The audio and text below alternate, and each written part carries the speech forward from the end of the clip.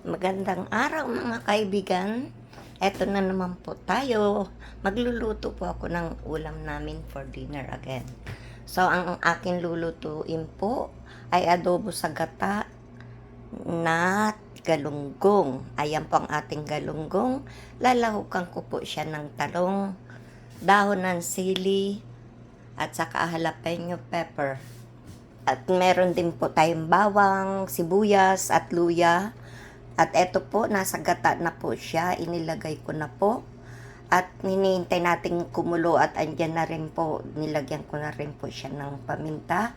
At saka ang ating garlic powder. Hinihintay ko pong kumulo and then ilalagay ko po ang isda at ang talong na. Nakikita nyo po, ang ating isda ay pinirito ko na kanina.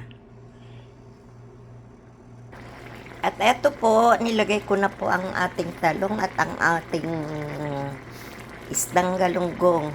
At pag naluto na po ang ating talong, ilalagay ko naman po ang dahon ng sili. At eto po, nilagay ko na po ang ating dahon ng sili at nilagyan ko rin po ito ng kaunting suka.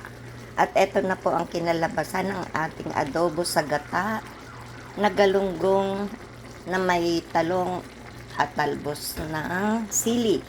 I hope nagustuhan nyo na naman po ang ating niluto for today. So I'll see you again tomorrow.